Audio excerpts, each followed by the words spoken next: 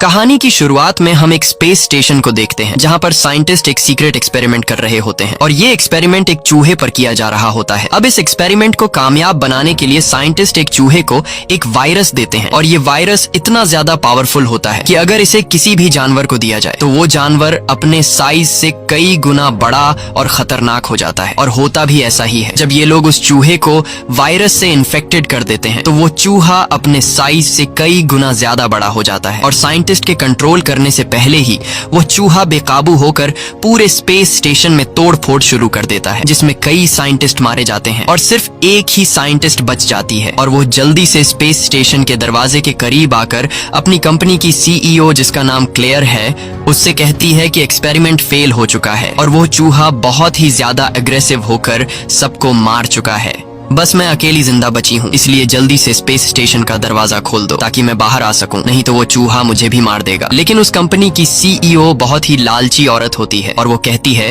कि मैं space station का दरवाजा तभी खोलूंगी जब तुम अपने साथ उस वायरस के सैंपल को लेकर आओ जिस पर अभी एक्सपेरिमेंट चल रहा था। अगर तुमने मेरी बात नहीं मानी तो मैं तुम्हारे लिए दरवाजा नहीं खोलूंगी और तुम यहीं पर मारी जाओगी। अब ना चाहते हुए वो साइंटिस्ट अपनी जान खतरे में डालकर वापस जाकर उस वायरस के 3 बॉक्स ले लेती है और वायरस लेने के बाद कंपनी की सीईओ वादे के मुताबिक उसके लिए दरवाजा खोल देती है, जिसके बाद वो साइंटिस्ट जल्दी से एक दूसरे छोटे से स्पेस स्टेशन में बैठ जाती है। यहाँ वो साइंटिस्ट देखती है कि वो चूहा साइज में काफी बड़ा हो चुका है और अब वो चूहा साइंटिस्ट को मारने के लिए स्पेस स्टेशन का शीशा तोड़ने लगता है। लेकिन इससे पहले कि वो शीशा तोड़ पाता, साइंटिस्ट अपने छोटे से स्पेस स्टेशन को इस बड़े स्पेस स्टेशन से अलग करके जमीन की तरफ बढ़ने लगती है। लेकिन कुछ दूर आने के बाद हवा का प्रेशर ज्यादा होने की वजह से इस छोटे से स्पेस स्टेशन के शीशों में दरार आने लगती है और देखते ही देखते वो स्टेशन ब्लास्ट हो जाता है, जिसमें वो साइंटिस्ट मारी जाती है और जो वायरस के 3 बॉक्स होते हैं वो तेज स्पीड से जमीन की तरफ गिरने लगते हैं, जिसमें से एक कैप्सूल जंगल में गिरता है, जहाँ एक भेड़िया जब उस कैप्सूल के करीब आता है तो उस कैप्सूल में से निकलने वाली गैस से वह भेड़िया इन्फेक्टेड हो जाता है। दूसरा कैप्सूल समंदर के पानी में जाकर गिरता है, जिससे एक क्रोकोडाइल इन्फेक्टेड हो जाता है और तीसरा कैप्सूल एक जू में गिरता है, जहां एक व्हाइट गोरिल्ला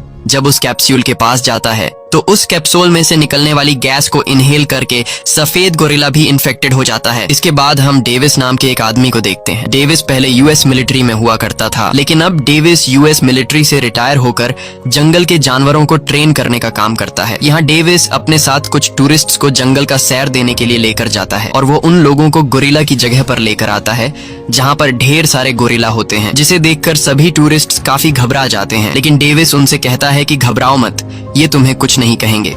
और तभी एक व्हाइट गोरिल्ला इनके सामने आता है। ये वही गोरिल्ला होता है जिसने रात को कैप्सूल में से निकलने वाली गैस को इनहेल कर लिया था, लेकिन अभी तक उस वायरस का असर इस गोरिल्ला पर नहीं हुआ था। और यहाँ हम देखते हैं कि डेविस उस व्हाइट गोरिल्ला से इशारों में बात कर रहा है। ये व्हाइट गोरिल्ला बहुत ही ज्यादा इंटेलिजेंट होता है, जो इंसान की बातों को समझ सकता है। और यह गोरिल्ला डेविस के साथ काफी अच्छे से पेश आता है, क्योंकि जब यह गोरिल्ला छोटा था और इस गोरिल्ला की माँ को शिकारियों ने मार दिया, तब डेविस ने इस गोरिल्ला को जंगल से लाकर अपने साथ पाला और डेविस ने इसका नाम जॉर्ज रख दिया। और अब डेविस और जॉर्ज के बीच काफी अच्छी दोस्ती है। वहीं दूसरी तरफ हम कंपनी की सीईओ को देखते हैं, जिसने स्पेस स्टेशन में फंसी हुई लड़की से कहा था कि अगर तुम अपने साथ वायरस कैप्सूल नहीं लाई तो मैं तुम्हारे लिए स्पेस स्टेशन का दरवाजा नहीं खोलूंगी। यहाँ कंपनी की सीईओ का भाई काफी गुस्सा होता है, क्योंकि इनका एक्सपेरिमेंट का मिशन फेल हो चुका था और जो लड़की स्पेस स्टेशन से इनके लिए 3 वायरस के 3 कैप्सूल लाने वाली थी, इन्हें लग रहा था कि वो कैप्सूल भी ब्लास्ट में खत्म हो गए हैं। लेकिन यहाँ कंपनी की सीईओ अपने भाई को कुछ तस्वीरें दिखाती है और कहती है कि साइंटिस्ट तो ब्लास्ट में मारी गई, लेकिन उसने जो 3 वायरस के कैप्सूल उठाए थे वो काफी ज्यादा मजबूत हैं और मुझे पूरा यकीन है कि वो ब्लास्ट में टूटे नहीं है। साथ ही कंपनी की सीईओ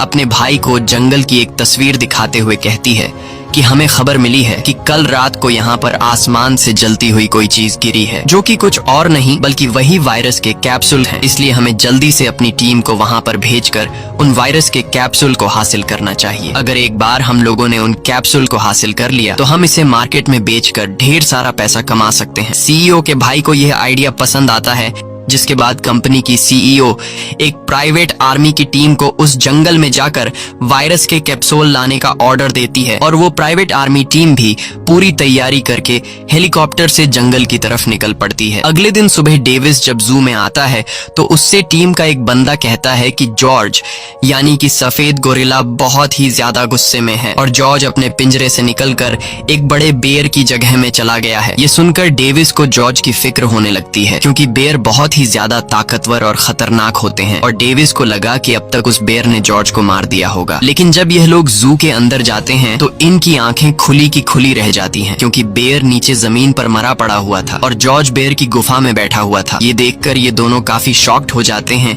कि आखिर जॉर्ज इतना पावरफुल कैसे हुआ। पर हमें तो पता है कि अब जॉर्ज पर उस वायरस का असर होने लगा है, लेकिन इस बात की खबर डेविस को बिल्कुल नहीं होती। अब यहाँ डेविस धीरे से जॉर्ज के पास जाता है और उससे पूछता है कि तुमने इसे क्यों मारा। तब जॉर्ज बताता है कि पहले उसने मुझ पर हमला किया इसीलिए मैंने उसे मार दिया। अब यहाँ जॉर्ज जब गुफा से बाहर आता है तो डेविस उसे देखकर शॉक हो जाता है क्योंकि उसका साइज काफी ज्यादा बढ़ चुका होता है। साथ ही डेविस देखता है कि अब जॉर्ज का बिहेवियर काफी बदल चुका है और जॉर्ज अब पहले की तरह उसकी बात भी नहीं मान रहा था। यह देखकर डेविस समझ जाता है कि जॉर्ज की बॉडी में कुछ बदलाव हो रहा है और तभी वॉकी टॉकी पर टीम वाले डेविस को गोरिल्ला एरिया में बुलाते हैं जहाँ पर सभी गोरिल्ला रहते हैं। और जब डेविस उस जगह पर पहुँचता है तो टीम का एक बंदा डेविस से कहता है कि हमें यहाँ पर ये कैप्सूल मिला है। ये वही कैप्सूल होता है जिसे कल रात जॉर्ज ने इनहेल कर लिया था।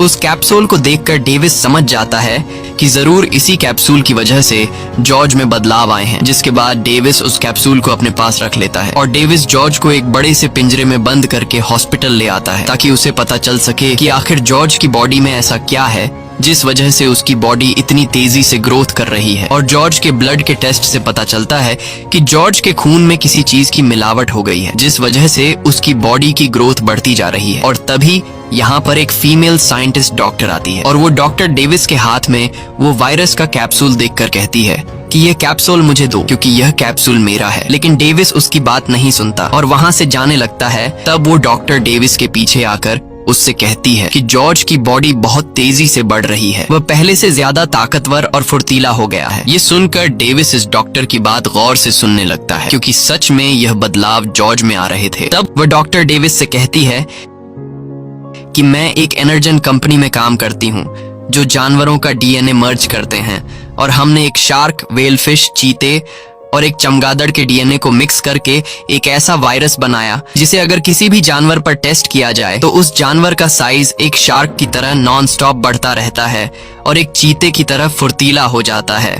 यही वजह है कि जॉर्ज का गुस्सा, फुर्ती और साइज दिन ब दिन बढ़ता जा रहा है क्योंकि पिछली रात जॉर्ज की हाइट 7 फुट थी लेकिन अब जॉर्ज की हाइट 10 फुट से भी लंबी हो गई है और सिर्फ मैं ही हूँ जो जॉर्ज को ठीक कर सकती हूँ। मेरे पास एक ऐसी वैक्सीन है जिसे जॉर्ज को लगाते ही जॉर्ज का साइज वापस से छोटा तो नहीं हो पाएगा लेकिन जॉर्ज का गुस्सा बिल्कुल शांत हो जाएगा। अब यहाँ जॉर्ज को खाना न मिलने की वजह से वह गुस्सा हो जाता है और गुस्से में वो पिंजरे को तोड़ने लगता है। डेविस उसे शांत करने की कोशिश करता है लेकिन जॉर्ज अब डेविस की भी बात नहीं सुनता और पिंजरा तोड़कर हॉस्पिटल के दरवाजे से होते हुए बाहर रोड पर निकल आता है। तब डेविस भी बाहर आकर जॉर्ज को रोकने की कोशिश करता है लेकिन जॉर्ज पूरी तरह से बेकाबू हो चुका था और तभी वहाँ पर पुलिस पहुँच जाती है और पुलिस जॉर्ज पर बंदूक तान देती है। तब डेविस पुलिस को जॉर्ज पर गोली चलाने से रोक देता है और कहता है कि मैं इसे शांत कर सकता हूँ। जिसके बाद पुलिस डेविस की बात मानकर बंदूक नीचे कर देती है और डेविस जॉर्ज को शांत कर देता है। लेकिन तभी वहाँ पर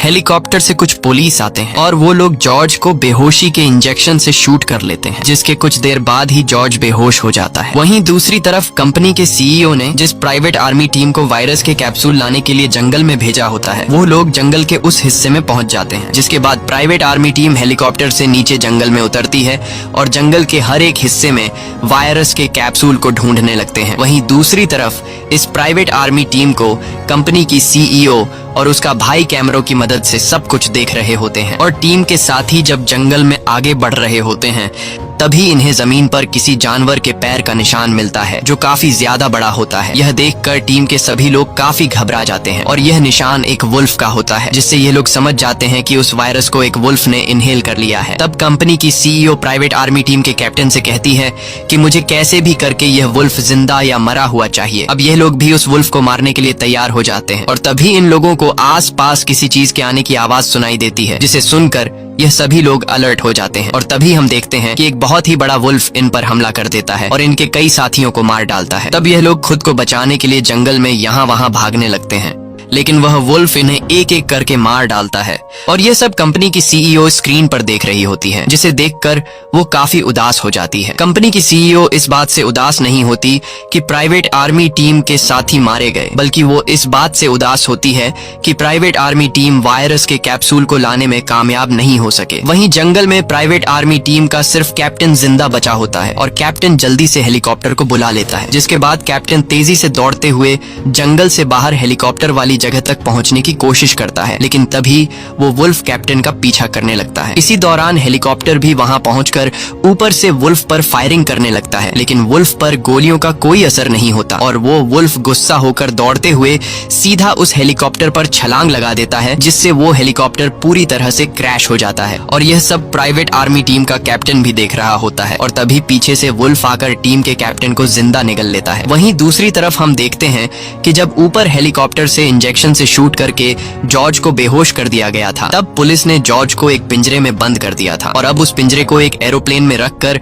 एक्सपेरिमेंट के लिए ले जाया जा रहा होता है। साथ ही पुलिस ने डॉक्टर और डेविस को भी अरेस्ट कर लिया होता है, क्योंकि इन दोनों ने जॉर्ज के साइज बढ़ने की खबर गवर्नमेंट को नहीं दी थी। जिसके बाद इन दोनों को भी उसी एयरप्लेन में बिठा दिया जाता है जहां पर जॉर्ज को पिंजरे में बांधा गया था और कुछ देर बाद जहाज टेक ऑफ कर लेता है। तभी इनके पास एक एजेंट आता है और वह एजेंट डेविस से कहता है कि तुम गोरिल्ला को ट्रेन करने का काम करते हो, लेकिन पहले तुम एक सोल्जर थे और तुमने कई सारी जंगें लड़ी। अब यहाँ डेविस उस एजेंट से पूछता है कि तुम लोग इस गोरिल्ला के साथ क्या करने वाले हो। तब वह एजेंट बताता है कि हम लोग इस गोरिल्ला को मार देंगे, क्योंकि ये इंसानों के लिए खतरा बन सकता है। और सिर्फ ये एक गोरिल्ला नहीं है जिसका साइज बढ़ रहा है, बल्कि जंगल में एक भेड़िया भी देखा गया है जिसका साइज तेजी से बढ़ रहा है। यहाँ डेविस उस एजेंट से कहता है कि तुम्हें इस गोरिल्ला को मारना नहीं चाहिए, क्योंकि हम इस गोरिल्ला को ठीक कर सकते हैं। डेविस डॉक्टर कैथ की तरफ देखते हुए उस एजेंट से कहता है कि डॉक्टर कैथ एनर्जन कंपनी में काम करती है और कैथ ने एक ऐसी वैक्सीन तैयार कर ली है जिससे हम इस गोरिल्ला को पूरी तरह से नॉर्मल कर सकते हैं। ये सुनकर वो एजेंट मुस्कुराता है और कहता है कि तुम इस डॉक्टर की पूरी सच्चाई नहीं जानते। तब वह एजेंट डॉक्टर कैथ के बारे में बताने लगता है कि तुम एक एनर्जन कंपनी के लिए काम करती थी, लेकिन आज से 2 साल पहले तुम्हें 13 महीनों की जेल हुई, क्योंकि तुमने अपनी कंपनी से हार्ड ड्राइव चुराने की कोशिश की थी। ये सुनकर डेविस मायूस हो जाता है, क्योंकि डॉक्टर ने उसे झूठ कहा था कि मैं अभी भी एनर्जन कंपनी में काम करती हूँ। वहीं दूसरी तरफ हम एनर्जन कंपनी की सीईओ और उसके भाई को देखते हैं। यहाँ इन दोनों को पता चल गया होता है कि सरकार ने सफेद गोरिल्ला को पकड़ लिया है और अब वो लोग उसे एक एयरप्लेन के जरिए एक्सपेरिमेंट के लिए ले जा रहे हैं। ये पता चलते ही एनर्जन कंपनी की सीईओ काफी गुस्सा हो जाती है, क्योंकि वह नहीं चाहती थी कि इस वायरस का सैंपल किसी दूसरे के हाथ लगे। जिसके बाद वह अपने भाई को एक प्लान बताती है और कहती है कि जितने भी जानवर हमारी कंपनी के बनाए गए वायरस से इन्फेक्टेड हुए हैं, उन सभी जानवरों के अंदर हमारे वायरस का डीएनए है। इसीलिए मैंने एक ऐसी फ्रीक्वेंसी टावर तैयार की है जिसे ऑन करते ही सभी इन्फेक्टेड जानवर इस टावर की तरफ आने लगेंगे। जब वो जानवर यहाँ इस टावर तक पहुँचने की कोशिश करेंगे, तब रास्ते में आर्मी उन जानवरों को मार देगी, या फिर वो जानवर आपस में ही लड़कर एक दूसरे को मार देंगे और फिर हम उन मरे हुए जानवरों का डीएनए निकालकर मार्केट में भेज देंगे, जिससे हम ढेर सारा पैसा कमा लेंगे। इसके बाद कंपनी की सीईओ टावर की फ्रीक्वेंसी को ऑन कर देती है और जैसे ही उस टावर से फ्रीक्वेंसी वेव्स निकलने लगते हैं, तो सभी इन्फेक्टेड जानवरों को फ्रीक्वेंसी सुनाई देने लगती है। और जब वह भेड़िया उस फ्रीक्वेंसी वेव को सुनता है, तो वह सीधे इस फ्रीक्वेंसी टावर की तरफ दौड़ने लगता है। वहीं दूसरी तरफ हम देखते हैं कि नदी के पानी में हलचल होने लगी है और यहाँ हमें पता चलता है कि जिस वायरस से क्रोकोडाइल इन्फेक्टेड हुआ था, वो भी अब फ्रीक्वेंसी टावर की तरफ बढ़ने लगा है। वहीं जहाज में जॉर्ज, जो बेहोशी की हालत में पड़ा होता है, उसे भी सिग्नल सुनाई देते हैं और टावर के फ्रीक्वेंसी सिग्नल को सुनते ही जॉर्ज होश में आ जाता है और बहुत ही ज्यादा एग्रेसिव होकर पिंजरा तोड़ देता है। जिसके बाद वह पूरे जहाज में तोड़फोड़ शुरू कर देता है और एक एक करके जहाज में मौजूद लोगों को मारने लगता है। अब यहाँ वह एजेंट बंदूक से जॉर्ज को शूट करने लगता है, लेकिन तभी उसकी बंदूक में गोलियां खत्म हो जाती हैं और जॉर्ज गुस्से में आकर उस एजेंट को मारने ही वाला होता है कि तभी डेविस जॉर्ज को शांत करता है और एजेंट को छोड़ने के लिए कहता है। अब यहाँ जॉर्ज डेविस की बात को मानते हुए एजेंट को नहीं मारता, लेकिन तभी पीछे से एक गार्ड आकर जॉर्ज पर गोलियां चलाने लगता है, जिसमें से एक गोली एयरप्लेन में पड़े डायनामाइट पर लग जाती है और जहाज के पिछले हिस्से में एक जोरदार ब्लास्ट हो जाता है, जिससे जहाज तेजी तेजी से नीचे जमीन की तरफ जाने लगता है। अब ये लोग समझ जाते हैं कि अगर हम लोग जहाज में रहे तो हम जिंदा नहीं बच पाएंगे, इसलिए डेविस और डॉक्टर केट पैराशूट पहनकर जहाज से कूद जाते हैं और साथ ही बेहोशी की हालत में डेविस ने उस एजेंट को भी पैराशूट पहना दिया होता है।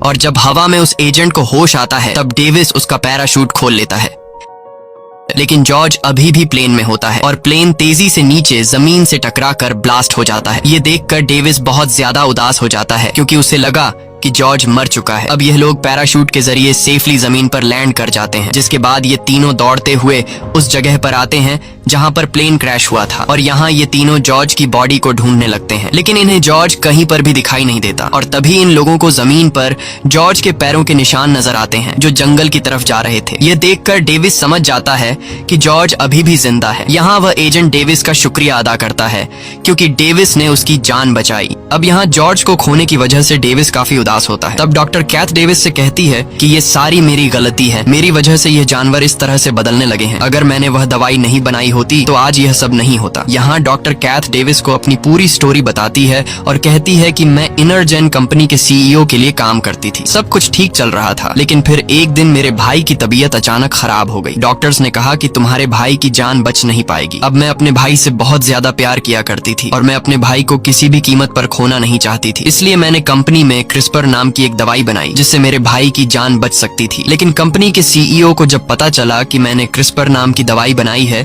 तो कंपनी के सीईओ ने उस दवाई के गलत एक्सपेरिमेंट शुरू किए। और जब मुझे पता चला कि कंपनी की सीईओ मेरे बनाई गई दवाई पर गलत एक्सपेरिमेंट्स कर रही है तो मैंने सारे सैंपल्स तबाह करने का फैसला किया। लेकिन जब मैंने उन सैंपल्स की हार्ड ड्राइव चुराई तो कंपनी के गार्ड्स ने मुझे पकड़ लिया और फिर मुझे कंपनी की सीईओ ने चोरी के केस में 13 महीने जेल में डाला। और जब मैं जेल में थी तब मेरे भाई की डेथ हुई, लेकिन मरने के बाद भी मैं अपने भाई का चेहरा देख नहीं पाई। इसीलिए अब मैं चाहती हूँ कि कंपनी की सीईओ अब दोबारा किसी को नुकसान न पहुंचाए और मैं इनरजेन कंपनी की सीईओ का असली चेहरा दुनिया के सामने लाना चाहती हूँ। तभी इनके साथ जो एजेंट होता है उसके बुलाने पर वहां पर हेलीकॉप्टर्स आ जाते हैं और वह हेलीकॉप्टर इन तीनों को एयरफोर्स हेडक्वार्टर ले जाते हैं जहां इनकी मुलाकात कर्नल से होती है और कर्नल वुल्फ और जॉर्ज पर बॉम्ब से अटैक करने का प्लान बना रहा होता है। यहाँ कर्नल इन दोनों को जॉर्ज और वुल्फ की वीडियो दिखाते हुए कहता है कि यह दोनों पिछले कई घंटों से एक ही डायरेक्शन में शहर की तरफ बढ़ रहे हैं और यह देखकर डॉक्टर कैथ समझ जाती है कि यह जानवर क्यों इस तरह से शहर की तरफ आ रहे हैं। तब यहाँ डॉक्टर सभी को बताती है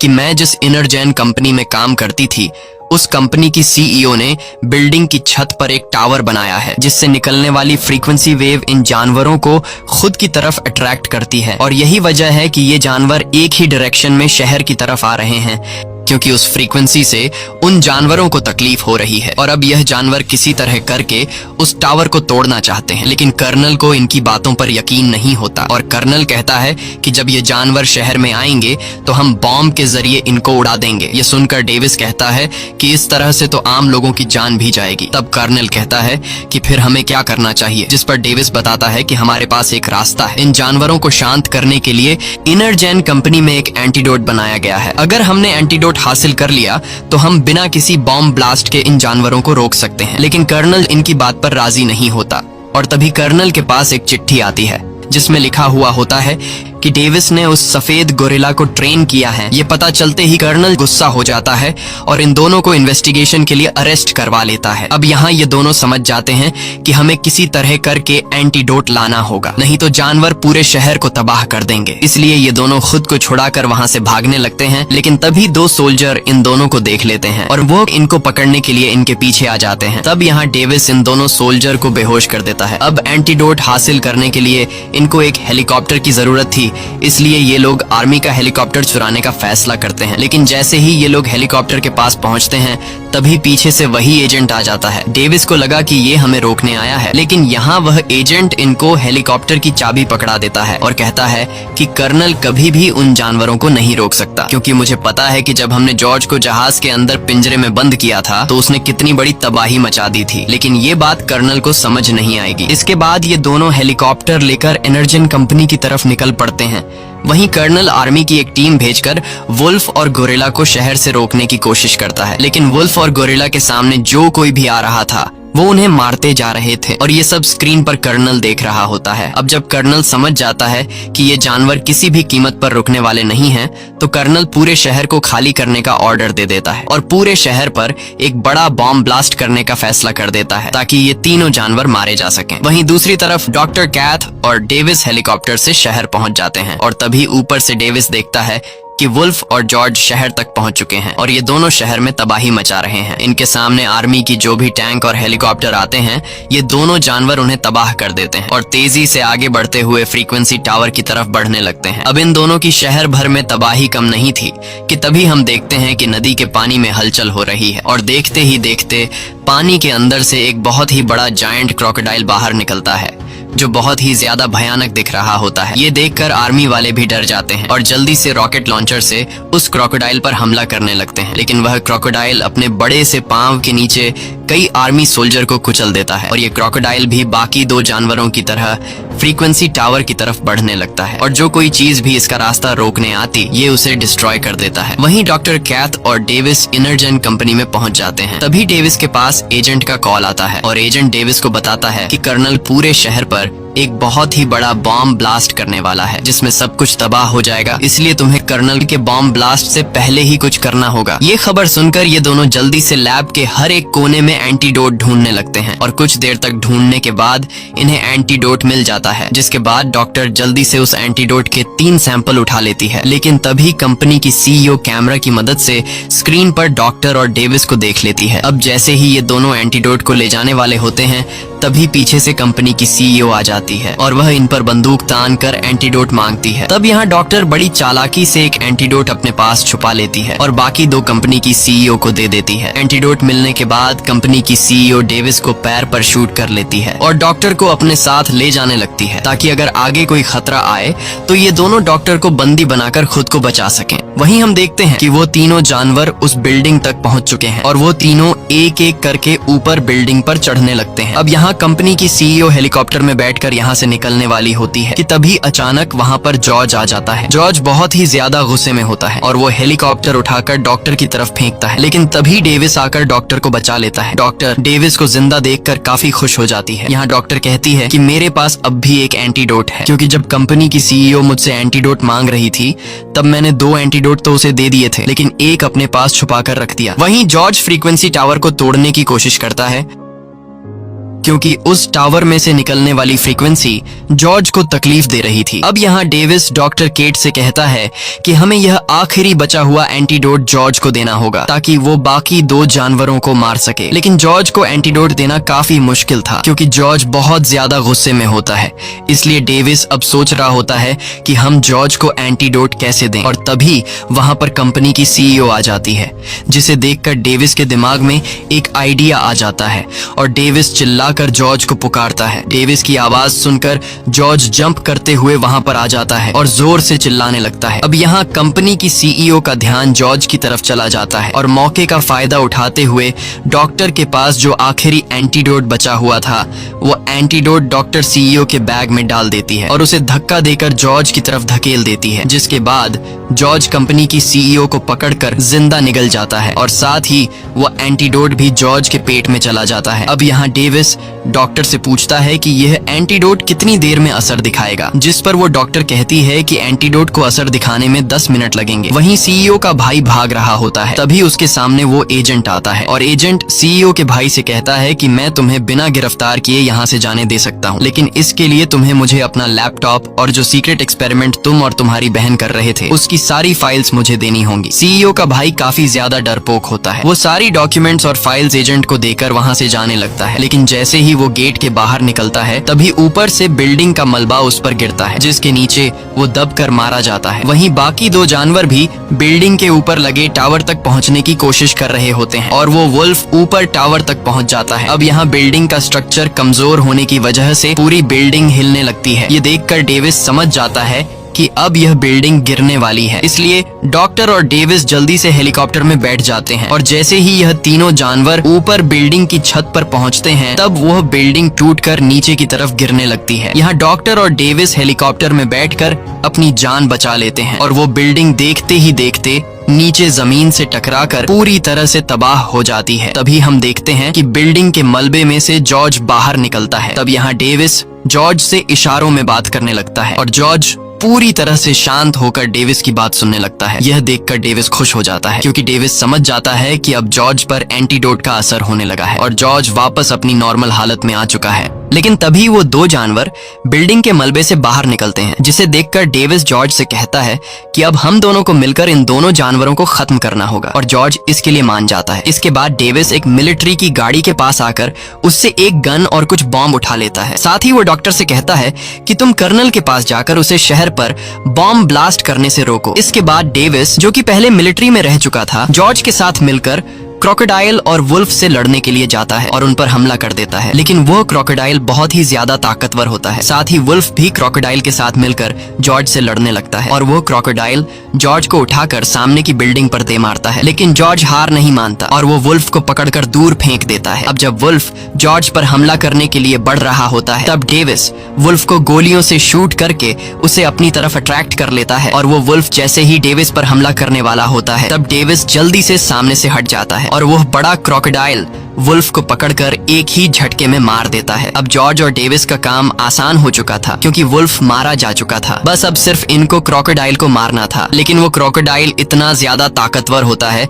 कि वो अकेला ही इन दोनों पर भारी होता है। अब यहाँ क्रोकोडाइल और जॉर्ज के बीच फाइट शुरू हो जाती है और डेविस उस क्रोकोडाइल को गोलियों से शूट करने लगता है। लेकिन क्रोकोडाइल की बॉडी पर गोलियों का कुछ भी असर नहीं होता और वो क्रोकोडाइल जॉर्ज को उठाकर जमीन पर पटकता है। अब यहाँ डेविस अपने साथी को बचाने के लिए इस क्रोकोडाइल के कान में कई सारे बॉम्ब फेंक देता है, जिससे इस क्रोकोडाइल के कान में एक बहुत ही बड़ा धमाका होता है और वो क्रोकोडाइल कमजोर हो जाता है। लेकिन क्रोकोडाइल रुकता नहीं और वो जॉर्ज को उठाकर सामने की बिल्डिंग पर दे मारता है, जिस वजह से जॉर्ज की छाती में एक बड़ा लोहे का रॉड घुस जाता है और जॉर्ज बुरी तरह से घायल हो जाता है। अब यहाँ फिर से क्रोकोडाइल जॉर्ज को मारने के लिए आगे बढ़ता है। तब डेविस अपने साथी को बचाने के लिए पास के एक हेलीकॉप्टर में जाकर बैठता है और क्रोकोडाइल पर जोरदार फायरिंग शुरू कर देता है, जिससे इस क्रोकोडाइल को अब डेविस पर काफी गुस्सा आ जाता है और वो क्रोकोडाइल तेजी से डेविस को मारने के लिए उसकी तरफ बढ़ने लगता है। और जैसे ही वो क्रोकोडाइल हेलीकॉप्टर को उठाकर फेंकने वाला होता है, तब डेविस जल्दी से हेलीकॉप्टर से जान बचाकर कूद जाता है। लेकिन वो क्रोकोडाइल अब भी उसका पीछा नहीं छोड़ता और जैसे ही वो क्रोकोडाइल डेविस को मारने वाला होता है, तभी पीछे से जॉर्ज उड़ते हुए एक बड़ा लोहे का रॉड उठाकर सीधा इस क्रोकोडाइल की आंख में घोंप देता है, जिससे फाइनली वो क्रोकोडाइल मारा जाता है। वहीं दूसरी तरफ कर्नल भी यह सब देख रहा होता है और कर्नल को जब पता चलता है कि क्रोकोडाइल मारा जा चुका है, तो वो अपने फाइटर जेट्स को वापस बुलाकर बॉम्ब ब्लास्ट के मिशन को कैंसिल कर देता है। अब सब कुछ कंट्रोल में आ चुका था, लेकिन अब जॉर्ज बहुत ज्यादा घायल होने की वजह से एक साइड पर जाकर लेट जाता है और आखिरी बार डेविस के साथ दोस्ती का हाथ मिलाकर जॉर्ज की मौत हो जाती है। ये देखकर डेविस बहुत ज्यादा उदास हो जाता है क्योंकि जॉर्ज ने अपनी जान की बिना परवाह किए डेविस की जान बचाई। तभी वहाँ पर डॉक्टर केट और एजेंट भी आ जाते हैं और ये दोनों भी जॉर्ज की मौत से काफी उदास हो जाते हैं। अब जैसे ही डेविस और डॉक्टर वहाँ से जाने लगते हैं, तभी डेविस नोटिस करता है कि जॉर्ज ने अपना हाथ हिलाया है और जब डेविस पीछे मुड़कर जॉर्ज की तरफ देखता है, तो यहाँ पर जॉर्ज एक बहुत ही प्यारी सी हरकत करता है। जॉर्ज अपनी आंखें खोलता है और जैसे ही उसे पता चलता है कि ये लोग मुझे देख रहे हैं, तब वो फिर से अपनी आंखें बंद करके मरने का नाटक करने लगता है। ये देखकर डेविस मुस्कुराता है और कहता है कि मुझे पता है कि तुम ड्रामा कर रहे हो। ये सुनकर जॉर्ज अपनी आंखें खोल लेता है और डेविस पर हंसने लगता है। साथ ही वो डेविस का मजाक उड़ाते हुए कहता है कि जब तुम्हें पता चला कि मैं मर गया हूँ, तब तुम रो रहे थे। लेकिन डेविस इस बात को नहीं मानता और कहता है कि मैं तो नहीं रो रहा था। इसके बाद जॉर्ज डेविस से डॉक्टर केट के बारे में पूछता है कि ये कौन है। तब डेविस उसे कहता है कि ये मेरी दोस्त है। ये सुनकर जॉर्ज मुस्कुराता है और इस तरह का इशारा करता है। इसी के साथ ये कहानी खत्म हो जाती है। अगर आपको ये वीडियो अच्छी लगी हो तो हमारे चैनल को सब्सक्राइब और वीडियो को लाइक जरूर कीजिएगा।